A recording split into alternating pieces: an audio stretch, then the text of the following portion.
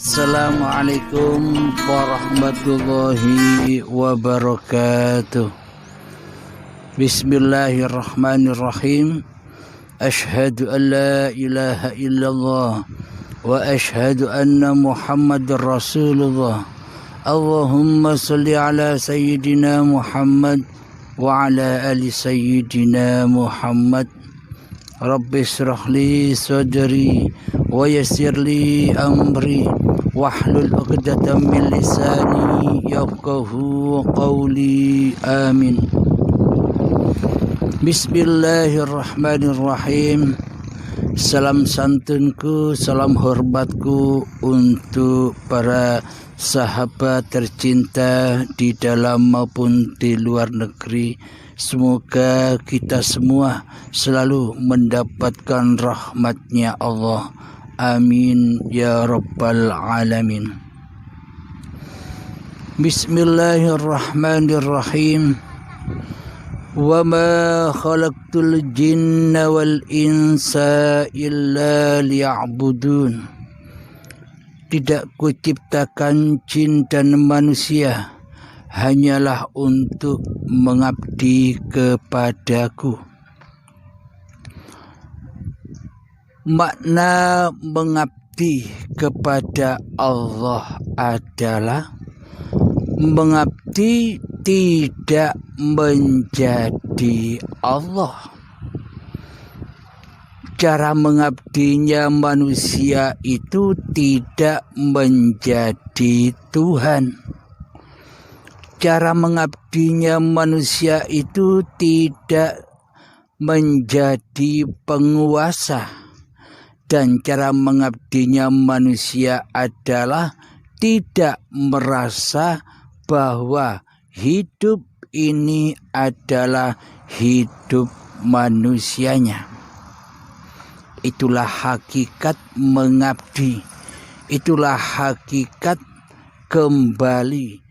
Jadi hakikat mengabdi, hakikat ibadah, hakikat sholat, hakikat amal soleh itu tidak lain dan tak bukan supaya hati kita kembali kepada Allah. Hati kita kembali menjadi Abdullah daripada menjadi Allah, daripada menjadi Tuhan, daripada menjadi penguasa. Mari kita buktikan posisi kita selama ini.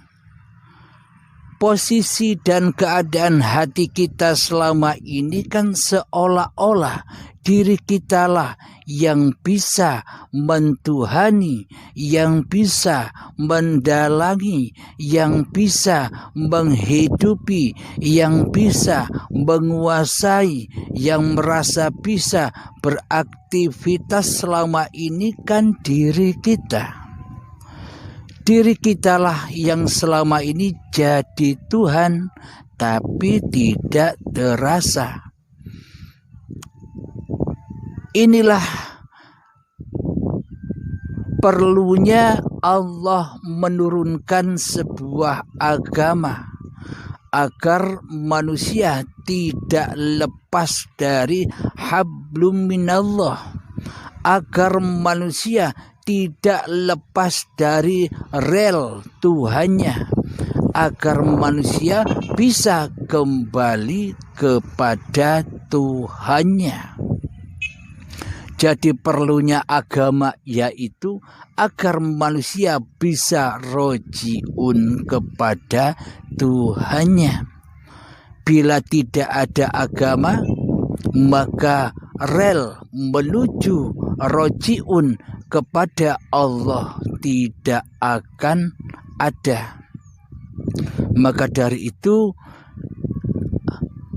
kita wajib menyadari selama ini kondisi hati kita, posisi hati kita, dikala kita sholat, dikala kita melakukan ibadah, kenapa hati kita tidak bisa lillahi ta'ala? Kenapa hati kita tak bisa khusyuk? Kenapa hati kita tak bisa menghudurkan Allah di hati kita?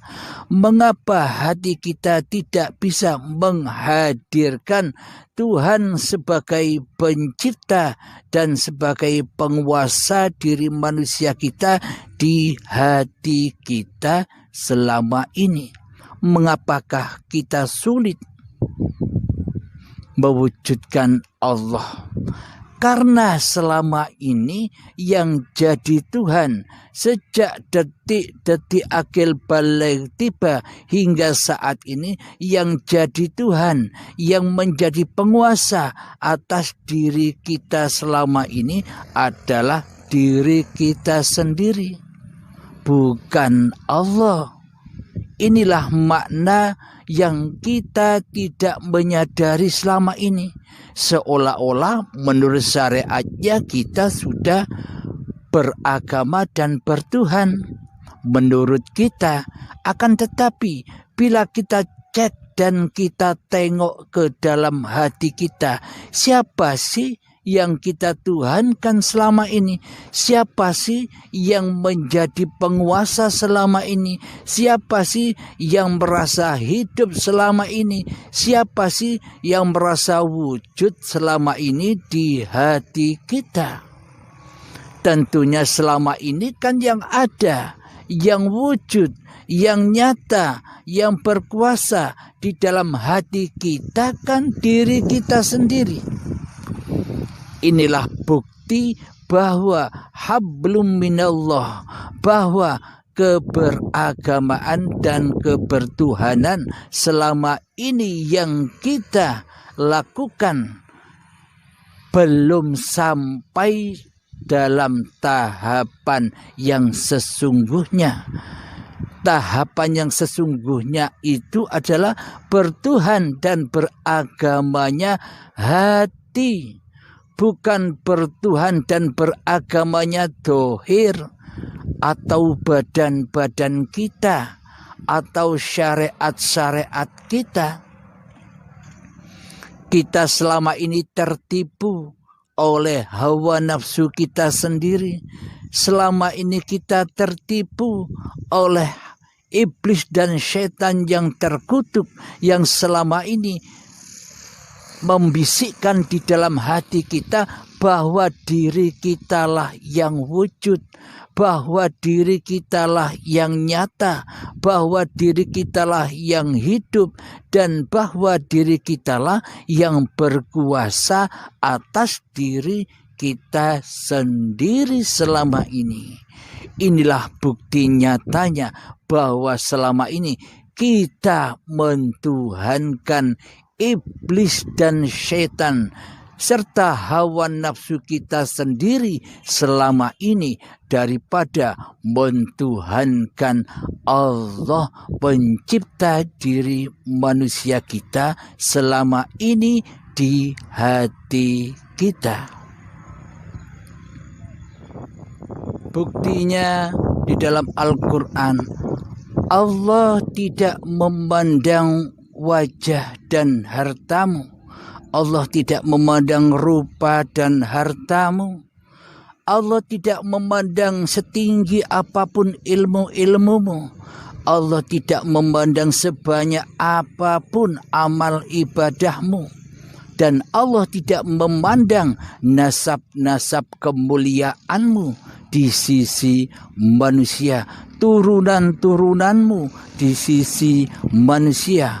Akan tetapi Allah hanya melihat, Allah hanya menyaksikan, Allah hanya menilai di dalam hatimu itu siapa yang wujud, siapa yang kau pertuhankan, siapa yang kau jadikan imam di dalamnya, hawa nafsukah ataukah Allah. Hanya itu yang dinilai oleh Allah. Itulah agama yang lurus, yakni selamatnya hati berjalan di jalan fisabilillah. Jadi selama ini keberagaman kita dan kebertuhanan kita selama ini hanyalah di dalam tatanan dohiriyah saja, hanyalah di dalam tatanan simbol-simbolia saja, hanyalah di dalam tatanan aliran-aliran saja. Jadi tauhid, jadi ilmu hakikat dan makrifat itu sudah di atasnya jauh aliran-aliran yang kita ikuti selama ini.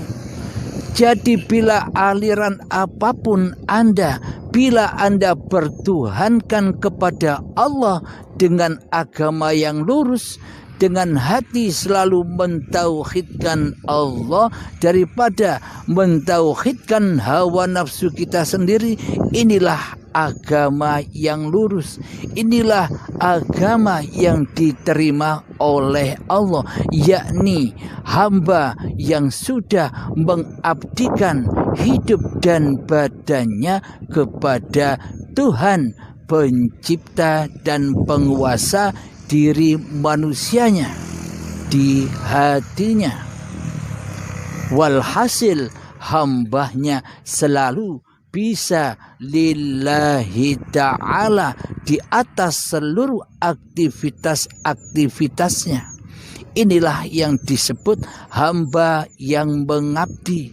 Inilah yang disebut hamba yang berhablum minallah, yakni hamba gumantung kepada kuasa Tuhannya daripada bergantung kepada kuasa hawa nafsunya selama ini. Jadi bisa kita cek bersama hati masing-masing diri kita. Hati kita selama ini berwalikan kepada siapa? Berwalikan kepada syaitan-kah, hawa nafsu kita sendiri-kah, atau sudah berwalikan kepada Allah? Jadi maksudnya hidup yang ada di dalam diri kita ini hidupnya manusiakah atau sudah kembali kepada hayatullah? Jika di dalam hati kita merasa, kita menyangka bila hidup ini masih hidup manusianya, inilah lembah kebatilan, inilah lembah dosa, yakni manusia yang merasa bisa mendalangi, bisa menguasai hidupnya sendiri, seolah-olah manusia ini sudah tidak percaya di dalam hatinya bahwa dirinya ini adalah ciptaan Tuhan, ciptaan Allah, dikuasai oleh Allah. Lalu apa bedanya dengan iman yang dimiliki oleh Fir'aun selama ini, yang mana Fir'aun tak percaya adanya Tuhan? Ia hanya percaya kepada syaitan yang terkutuk dan hawa nafsunya di hatinya, bahwa dialah Tuhan, bahwa dialah yang wujud, bahwa dialah penguasa di dalam hatinya. Jadi iman dan akidah kita selama ini terbalik apa tidak, para sahabat? Mestinya di dalam hati kita yang nyata, yang wujud adalah Tuhan pencipta diri kita. Loh, kok malah kita yang menjadi Tuhannya, kita yang menjadi penguasanya, kita yang menjadi pemimpinnya, kita yang menjadi wali di dalamnya, berwalikan kepada hawa nafsunya sendiri, berwalikan kepada kedirian nafsu manusianya sendiri di hatinya, daripada berwalikan kepada Allah sebagai penciptanya. Inilah kesesatan diri kita selama ini yang belum kita sadari, yang belum kita ketahui. Karena itulah inilah jalan pulangnya manusia. Karena itulah inilah rojiunnya manusia kepada Tuhannya, baik rojiun sekarang atau besok. Maka tetaplah manusia itu rojiun kepada Tuhannya secara rela hati, secara ridhonya hati, ataukah nanti secara terpaksa ketika berhadapan dengan hari perhitungan, dengan hari pembalasan di saat menjelang syakaratul maut, yang mana di dalamnya disitulah diperhitungkan oleh Allah hak-hak Allah yang selama ini kita akui sebagai hak diri kita. Alhamdulillahirabbil alamin.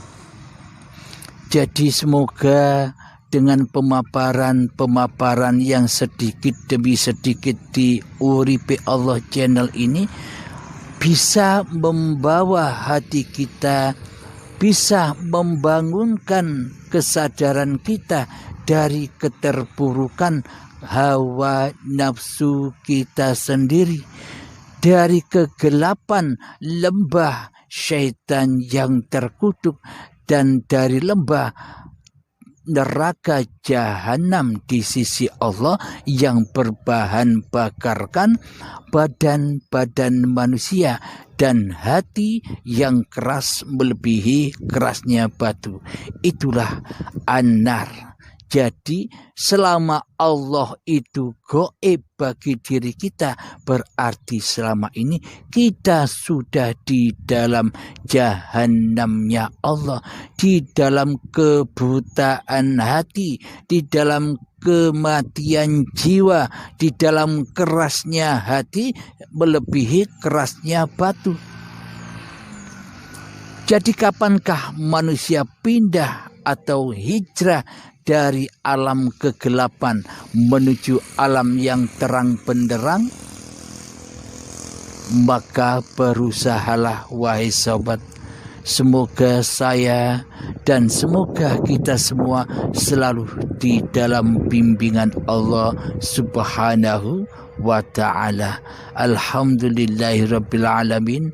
Rabbana atina fid dunya hasanah wa fil akhirati hasanah wa qina adzabannar.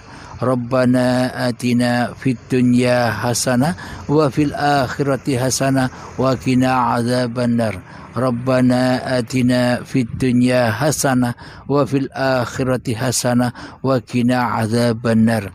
Wa sallallahu ala sayyidina Muhammad wa ala alihi wa sahbihi wa sallam. Walhamdulillahi rabbil alamin. Assalamualaikum warahmatullahi wabarakatuh.